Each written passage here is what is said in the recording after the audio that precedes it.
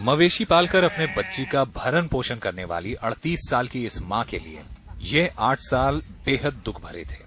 ये बच्ची उस वक्त 8वीं की छात्रा थी जब 2013 में एक रिश्तेदार ने ही उसका रेप किया।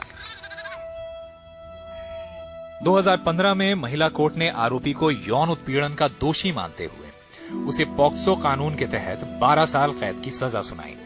इसमें याचिकाकर्ता ने मुआवजे या पीड़ित बच्ची के पक्ष में कोई आवेदन दायर नहीं किया था।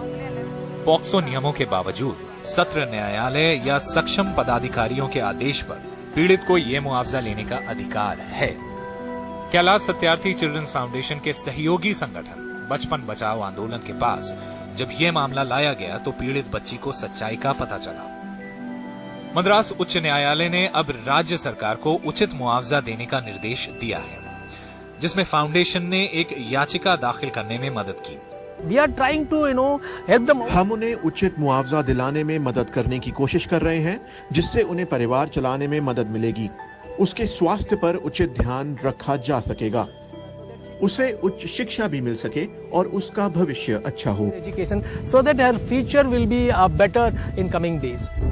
बचपन बचाओ आंदोलन के दखल ने उचित मुआवजे का रास्ता तो आसान कर दिया, लेकिन विधवा मां की समस्याएं इतने में खत्म नहीं होती। उनकी बेटी जो अब 20 बरस की हो चुकी है, उसे यौन उत्पीड़न की वजह से अब मिर्गी आती है। मां के पास अपनी बेटी को कॉलेज भेजने तक के पैसे नहीं है। माली हालत खराब होने की वजह से उनका बेटा भी पढ़ाई छोड़ चुका है। कोर्ट आदेश के खिलाफ अपील करने वाला अपराधी हालांकि जमानत पर जेल से बाहर है, लेकिन पीड़ित को अपनी कानूनी लड़ाई अभी और लड़नी है। मेरी बेटी को मदद चाहिए। मेरी तो जिंदगी अब खत्म हो चुकी है, लेकिन वो अभी युवा है। हमें उसके लिए कुछ करना चाहिए। अब वो अपराधी फिर से गांव में आ गया है। लोग मुझसे पूछते हैं क्या ये केस झूठा था। ये हमारे लिए बहुत शर्मिंदगी वाली बात है।